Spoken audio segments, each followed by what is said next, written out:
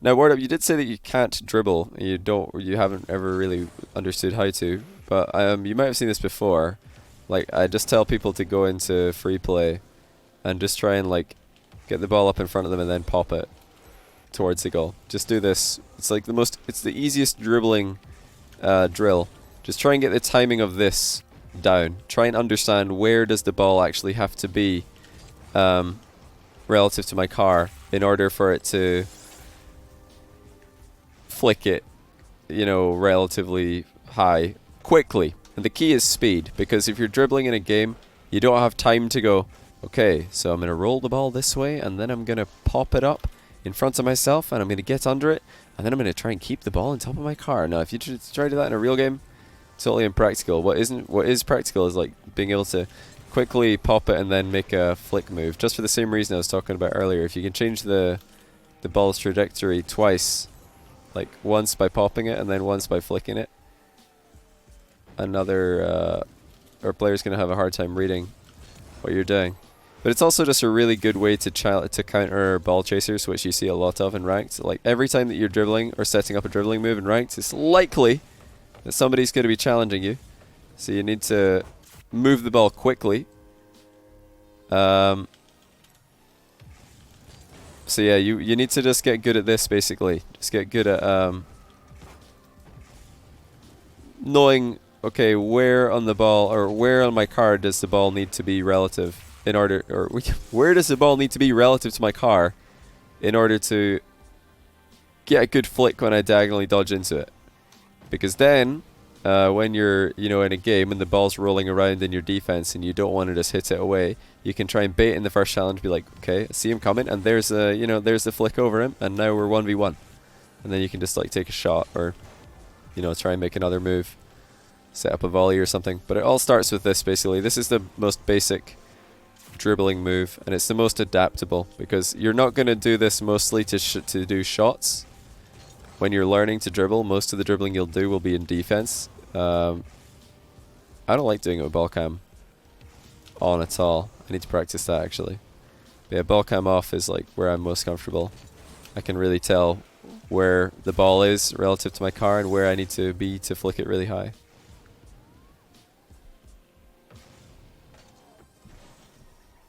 You're the guy trying to dribble in free play, like you just said. Yeah. I mean, it's not terrible to practice, like just ball carrying like this, where you're keeping the ball on top of your car. Like, yeah, it's a useful skill, but it's just less transferable to a game than this, which is, okay, let's just pop the ball and then flick it. I mean, it's not even really a ball carry, what I just did there, but this is, what I just did here is really easy to utilize in game. Like, look at the height I get on that flick. Any challenge is out the game there. And you could do it pretty much anywhere. So you just like roll the ball into any location of the field, and then just try and pop it in front of you in a height that you can actually reach. That was too high, so you gotta be really careful. Like, notice this touch there that I just made was light enough that I could hit it. So when you practice this, a lot of your first touches are gonna be like this. Then you're gonna be like, wait, I can't flick that. It's too high. And you need to practice. Okay, how hard do I need to drive into the ball to get that perfect like height of a pop onto it? You can do it off any kind of ball. The faster the ball's rolling at you, the less you have to drive into it in order to get it up high in front of you. If it's going really slow, or in fact if it's not moving at all, you need to drive into the ball quite hard to pop it up at that height to get a flick. But if the ball's moving slowly, the height that you need to drive into it to get a flick is actually a lot less. It's about that.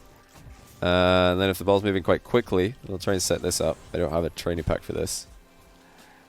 But yeah, if the ball's moving a bit faster, then you don't need to hardly move at all to see that. I'm barely moving and the ball just bounces off my car and then into the air. Or it bounces off my car into a height that I can get under it and flick it with. Barely have to move if the ball's coming at you. See, that was too high. If I was trying to like play the ball into a position that I can then flick with, this right here was too high. Because notice, there, I couldn't flick it. I had to double jump to reach it. It's all about that first touch, really, Word Up. If you want to get good at like dribbling, you need to get the first touch down so you can follow up easily. One touch and then flick it. Best dribbling move you're ever going to learn. But yeah, there's of course other ways to dribble that are very useful. Honestly, if you can't do that, if you can't like pop the ball up and flick it, and you just want to know what to do, you've got some space in defense, just like push the ball up to speed and then bang it. Very effective shot, the hook shot. Like between the hook shot and just the very simple like pop and flick, you're gonna go a long way. Like that's already better dribbling than 99% of Rocket League players who are not even willing to take a first touch at all. D2 for the next replay. Listen, if you add like dribbling to your game, just to, not even like some mad, like people think when I say, oh, all you need to do is add dribbling to your game, they're thinking that I want them to be like, you know, a ninja. They're like, whoa, pass this guy, pass that guy, pass this guy as well, and now we're going for the goal. You know, they think that I want them to be like an insane bounce dribbler, and obviously that's not going to happen. If you don't know how to dribble at all, then trying to do like ridiculous 1v3 dribbling plays with wild flicks, that's not going to happen. It's going to be simple. It's going to be stuff like just getting underneath the ball and popping it like this. That is already a good start. It's, you know, like getting the ball rolling instead of just hitting it on the first touch or at the goal. Take a first touch and then shoot. Like this, that is dribbling. What I just did there, that is dribbling. Just like taking a touch like this and then shooting. That's dribbling. People don't associate it with dribbling. I think dribbling is like wild, you know, dribbling, ball carrying and bounce dribbling and stuff. But that what I just did there is dribbling. We're taking a first touch and a shot. Little bit of a dribble. That's you know, really valuable to be able to control the ball before you. Don't just rely on, okay, I'm gonna hit the ball really hard. Now I'm gonna hit it really hard this way. And okay, the other team's goal is behind me, so I'm gonna hit it that way. Oh man, this is tough. You know, just get good at trying to control where the ball's gonna go. Okay, we're gonna go back into our own corner. He's gonna come in for the 50-50. That's fine. We've won the 50-50. Guy's ball chasing. Try flick it. It's okay. We missed a flick, but it's okay. He didn't challenge. It's gonna, you know, fake him. Now the ball's into the middle for our teammate. Well, we go for a demo. You know. Oh, ball lock screen's so quick. A lot of people say that, but for me it doesn't seem quick. It's just normal. How did this go in? Look at that spin. Not dribble if you know wave dash. It's the most basic dribbles. Just like getting under the ball and popping it. And then, you know, just getting the ball rolling and shooting it. Those are the two most important dribbles. And they both involve the most important element of dribbling, which is the first touch. If you mess up the first touch, if you try and set up a dribble and you go, like, hit it way too hard, or, you know, you hit it way too soft, like, okay, I'm going to make a flick, never mind. You know, it's all about the first touch. And that's the muscle memory that's going to take time to learn, is how fast you have to drive into the ball to get the setup. Like, it looks very easy when I do it, because I've done this loads of times and I know exactly how fast I have to drive into the ball to get the perfect first touch that I can then follow up on. It just makes the flick really easy. Same thing like if you're trying to get a hook shot going. Like, knowing exactly how fast to make the ball go is the key. Like, if I go too fast here, if I push the ball to supersonic, I'm never going to be able to catch up with it in order to get the hook shot off. If I go too slow here, if I try and set up a hook shot on this ball, it's not going to be as deadly. It's too slow. Knowing like the exact speed to get the ball up to before you like go for the run up for the shot is the important part. Knowing, okay, how far forward can I go before I peel away for the run up? How hard can I hit it before it becomes impossible to catch up on? Those are the difficult parts. Those are the parts that need work. Like, once you get the first touch down, once you get this bit down, the actual hook shot is easy. It's just driving into the ball. It's very, very easy. Anyone can do that last bit. Not saying that, you know, not saying that they're going to get it right first try. Maybe, you know, they'll need to practice a run up a few times, but if you have a good first touch, if you have good control, if you know exactly how hard, if you've practiced how hard to hit a ball, in a setup position, then you're going to have a lot easier of a time than somebody who hasn't, who's just going to accidentally hit the ball way too hard and then never catch up with it and their play is over.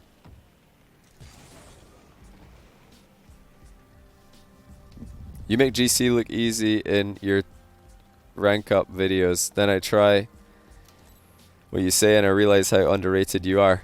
Thank you, man. I mean, I'm just not flashy and I don't care about flashy stuff in my own play. I prefer scoring a bump goal than a flip reset in ranked. I'm more like inclined to go for something like that.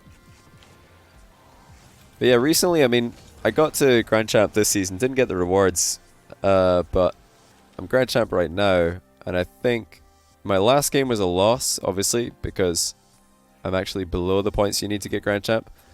But I started off at Champ 3, Div 3, and then we won like 7 or 8 games in a row.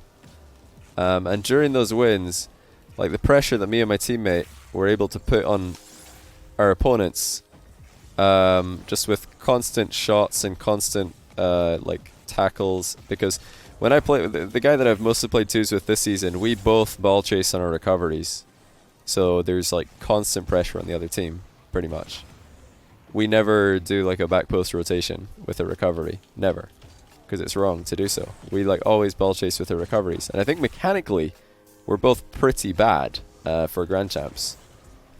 We're both, well, even low Grand Champs. I think we're bad mechanically for low Grand Champs, not just like compared to other high Grand Champs. I think compared to low Grand Champs, we're still bad mechanically, but because we know how to position and how to pressure the ball, we get so many more chances to score, and the other teams that we're against are just, they're like trying desperately to defend shots and tackles from lots of angles that they just can't do it. Like we'll end a game and we'll have like 16 shots, the other team will have 5. And it's not because we've been in attack the whole game, it's because when we are in attack, we're able to generate shots much more quickly. And when the other team are in attack, they waste a lot of time by like doing stuff like this, where they're like, okay, I'm air dribbling into the middle, and now my teammate has got the ball, and what's he gonna do? Okay, he's gonna take it, and now he's gonna he's gonna air dribble out into the middle, ceiling shot actually, and oh yeah, he's out of the game as well. This is what like other 2v2 offense looks like. They're just like taking turns to do absolutely nothing. Then I'll be like, okay, I've got the ball, one touch, and now I'm shooting. You know, it's much better to just quickly get plays off. You were low Grand Champ for a month, you rocketed down to C3 and you've been there for like a week, please help. First step is not to care about your rank. I mean, your rank is going to fluctuate. It's just how it is. Some days you're going to have a bad day. Some days you're going to have a good day. Ask yourself, like, would you be like totally shocked if you won 10 games in a row? Probably not. Like, people are very quick to accept a 10-game winning streak in ranked. They think, yeah, I always knew I was better than the rank I've just left behind in the dust. I always knew I was this good.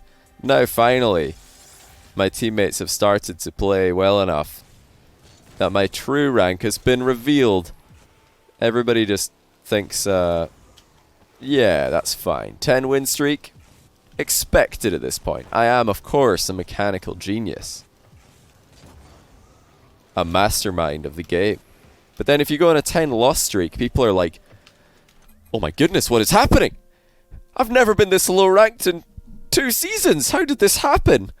I've been practicing more Rocket League than ever.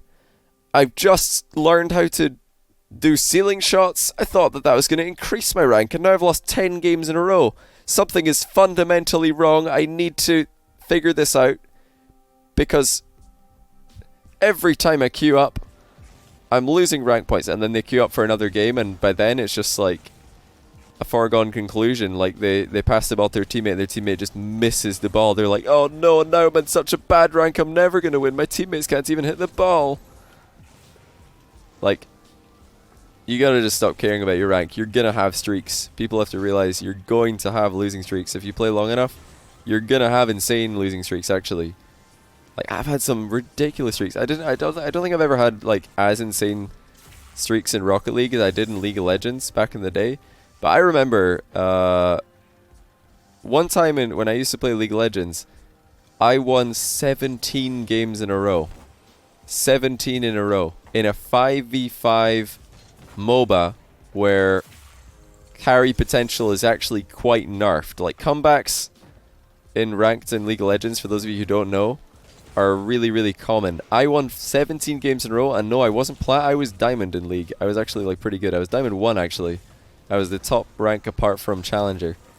So about as good as I am at Rocket League. You know, I'm not pro, not in any danger of being pro, but I'm still like, you know, top 0 point something percentage. So I was like really high, and I won 17 games in a row. I was like, what is going on? This is insane.